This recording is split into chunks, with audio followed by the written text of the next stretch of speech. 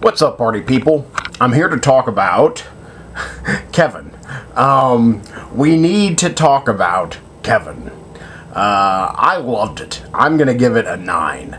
I'm so glad I saw it. I'm trying to see all the movies possible because I have to vote for the SAG Awards this week, and I did not see Tilda Swinton's nominated performance. Now I have. Also, I'm always trying to compile my top 10 list for the previous year. So I definitely wanted to see this film, and I'm so glad I did because, let's see, I saw it 2 days ago, and I really haven't stopped thinking about it.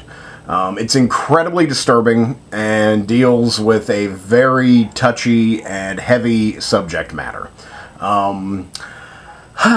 We need to talk about Kevin is about evil. When you boil it down, it's about evil. And a mother's love. It tries to understand evil. It tries to explain evil. Which is unexplainable. And it's just, it's kind of, at times, difficult to watch. It's very challenging. But if you could make it, and if you, appreciate it, then you'll get a lot out of it. I think it's really one of the best movies of the year, featuring some of the best performances of the year. It stars Tilda Swinton, John C. Reilly. They're basically the two main, recognizable characters. Kevin, the titular character, their son, is played by 2 different actors. Actually, I guess technically 3. As an infant, then as a child, then as a, a grown teenager, adult, if you will. That trio of performances is awesome. I mean, I guess I can't really include the baby. All it really had to do was cry. I can't tell you the names of the actors who portray Kevin, though one of them was kind of familiar, though I can't place him. The kid actor, when Kevin is, 8 or something, he's tremendous. That was my favorite part of the film. When he, grew up, the movie dropped down a little bit just because I found that kid's performance to be excellent and far more disturbing than Kevin as the grown-up. Because, again, I mean, evil is unexplainable. It just is. And Kevin just is evil. I mean, we get some motivation. Obviously, his mother, being Tilda Swinton, could have maybe made some better choices. But it just seems that Kevin was born, the Antichrist. Just no matter what, he's, deceitful. He's two-faced. I know that's practically the same thing. But he's just bad. He's just a bad kid. He's he's evil incarnate. He's evil incarnate. I'm trying now to remember the name. I really wanted to remember the name of the director, and it's a lady, Lynn something. The poster calls her an acclaimed director. I'm not familiar with her name, nor did I look up her resume, so I can't tell you what else she's done. But this film is tremendous. If she's done something better than this, then I really need to watch her stuff. Because this is, a stab at greatness, really.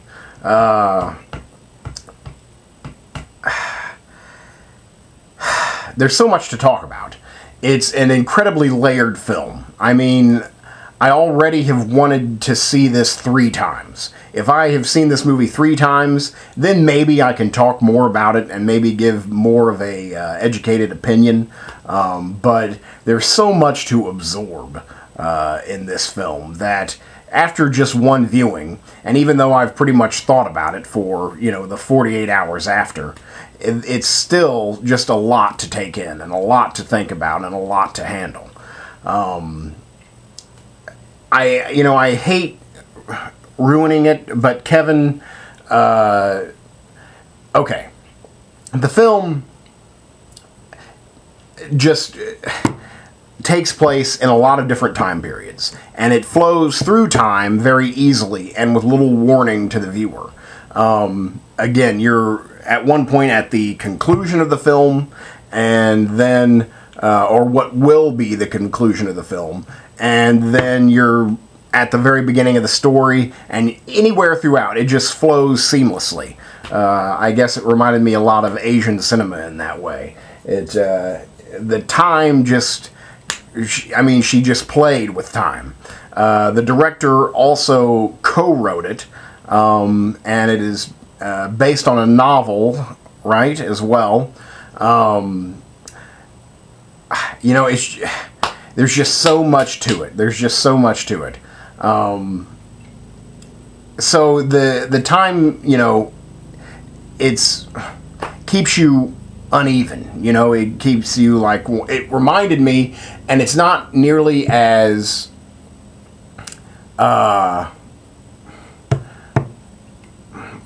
essential to the story, but the editing reminded me a lot of, and that sense of not knowing where you are in time reminded me a lot of Martha May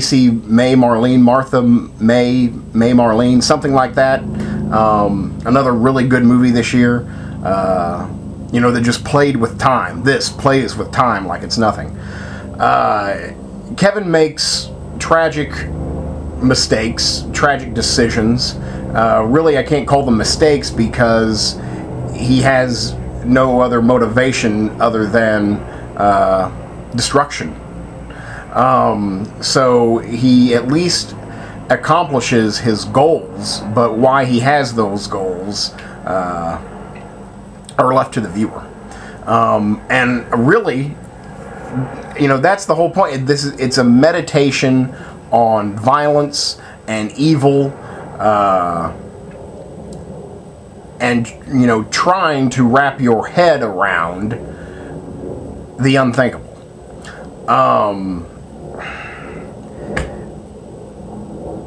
There's again, this is so layered. There's always something to see. There's always something going on. There's a lot of, now I'm not really much into metaphorical filmmaking, or that philosophy that oh, well, they chose red curtains, in the background, so those red curtains, are obviously displays of her passion and reflect her passion of the character. I don't look at movies that way, because I don't think that a ton of that thought goes into the actual production. I think that mostly comes from the viewer while watching it. And you can prescribe anything to, any emotion, any motivation to anything in a film. So I don't really look at it that way right away. But I think that she must be operating, the filmmaker, Lynn something, must be operating at some level of genius, because there's just a lot going on. I really did get that feeling from the color. Color is very important to the film, especially the color red. You see it a lot. You see it mostly at the beginning, and then it kind of fades away to grays. And depending, again, what period of time you're in, there's a different color associated with it. There's a lot of signage, meaning that there's clever, newspaper headlines and billboards, well-placed, just signs that fit in perfectly with the story and add this, like, ooh, you know, level to it. Like, you know, cool. It's cool. Because it, you know, adds exactly to the scene and what the character is, you know, thinking and feeling.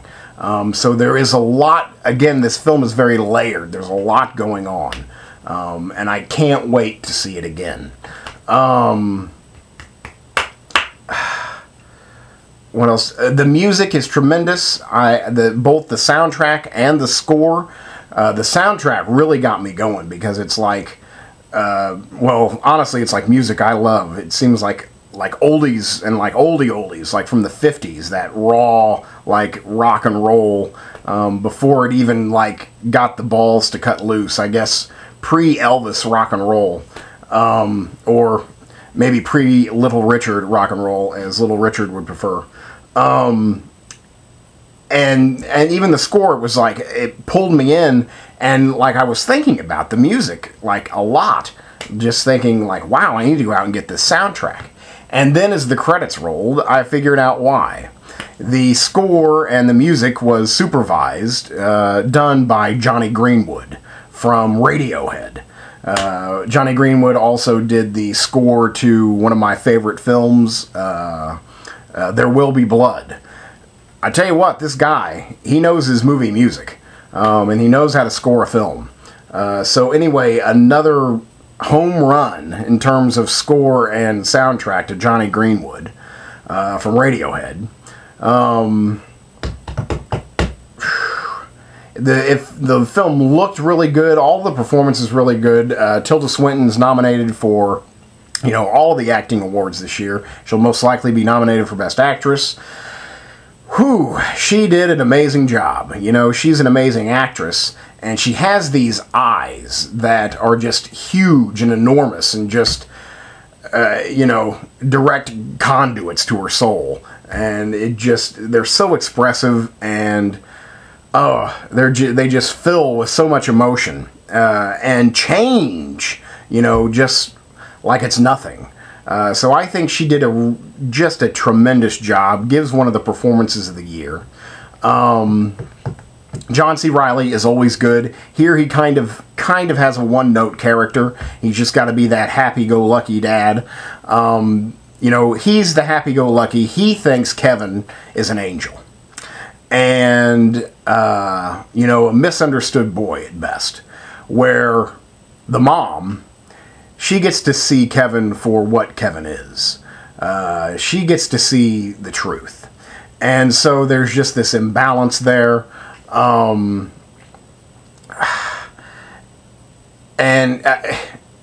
where was I going with that? And so Tilda, she just has so much more to do. And she has to deal with Kevin. She and Kevin, I guess being mother and son, are forever linked. So she feels responsible. I'm already running out of time, and I feel like I could keep rambling on. I really think this is a tremendous film. Again, it's highly disturbing. It's not going to be for everyone. You're going to see a lot of things that, in terms of violence, that you may not want to see. But I think it's high art. You know, I think it's high art. I think it has something to say. I think it's something you can think about for a while. It's definitely demands repeat viewings. I can't wait to watch it again.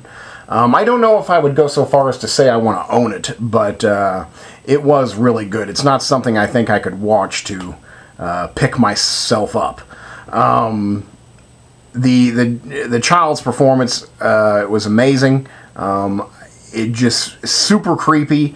Again, this is kind of an unofficial horror film, but it's based in reality, and it's, you know, very troubling. But it's something we must face and have to deal with every day of our lives. So I'm run out of time.